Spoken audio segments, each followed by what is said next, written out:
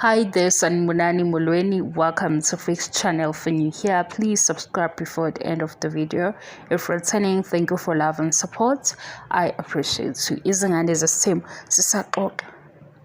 Ngiphendula mhlambe othi why ukhuluma ngosibindi, why ukhuluma ngompumelelo? Ingoba umpumelelo ukuthandwa nesithembu nawo kuzingane zesithembu.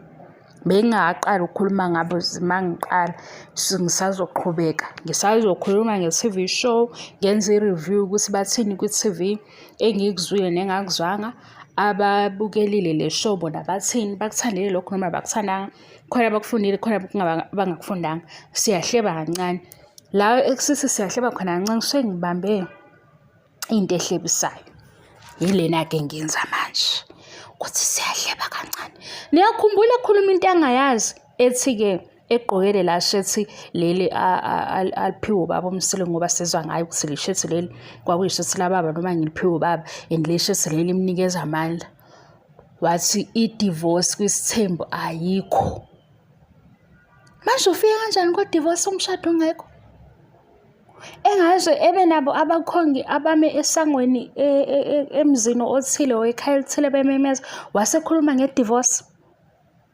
Usho yena abawu-3 akade bathembe ukuthi bazoba omamkhulu wakhe mayeseqala isithembu sakhe bamshiyile kade sethe akahlehla emuva.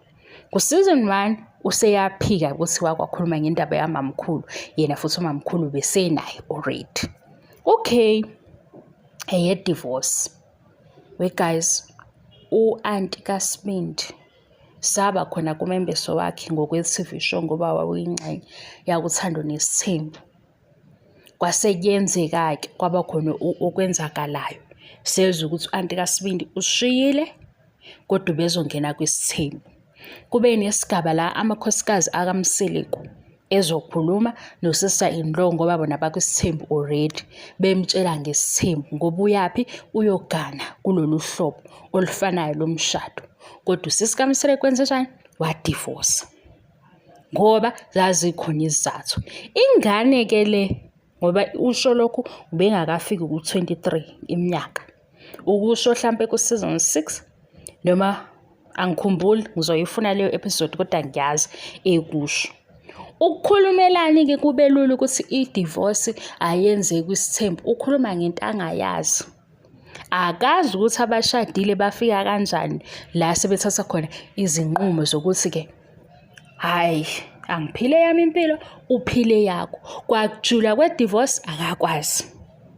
Siyaphi-ke lapho u-first wife wakhe akekho. Kuthi bengifuna ukuthi nje nginikhumbuza kancane mase nilobo nidideka ngoba niyathanda ukudideka. Kodwa lo sisi ukhulumelani ngosibindi ngisazobala amanga kawaqambayo nokukhuluma ngezinto angazazi nezindalo kunayo. Le divorce asegijime wafika kuyo akayazi ukuthi kuze kufike kuma discussions e-divorce kubantu abashadile kusuke sekwenze njani. Yena-ke nje bamshiye esayi-boyfriend bamshiye sewubaba wengane. Ubengakafiki ekutheni ubaba womuzi. Sazoba uSibindi wamanga manje. Bengimbiza ngohluphela ngokuthi uyahlupha le ndaba yakhe ama-Slay Queen ngamupha igama lokuthi uhluphile. Manje sengizothi uSibindi wamanga. Phendule kumbuzo ukuthi why umpumelelo because uzobhoreka. Right? Uthanda nesithembu season 7. Umpumelelo simazi esagqoka i-uniform efonela uMpilo ethi phuma Mpilo emoto iyeza sebeyahamba besikoleni. Njengamanje ngoba abazali babo sebehambe nabo ku-TV iminyaka ewu7 sekuze kwafika nombono ukuthi abe kwenye i-TV show nezingane zakubo. Maye seba ku-TV show nezingane zakubo yena waletha indaba kakhulu ngoba ufike nani nesithembu somjolo. Kodwa futhi-ke uyashintsha ubuye efuna ukuthi mayefika no-partner bakhe abahlonishwe ezamakhosikazi akhe. Mase zimshubela ejike ethi phela yena akakashadi akangakhulunyiswa ngezinto eseziserious ebengashadile. uSibindi wamanga-ke manje. Yabona ukuthi wayengikhuluma ngompumelelo. Umpumelelo ngabala izinto eziwu7 engizwile azisho lapha kwi-TV show. Komunye kwafanele ukuthi ngiyicabange lezi zinto ngoba ngisengiqamba amanga. Le phathi athi khona i-divorce ayikho kwisithembu wayesho ku-TV show. Ishethi alikhombe leli sheshe limnika amandla, isheshe wathi uphiwe ubaba wakhe.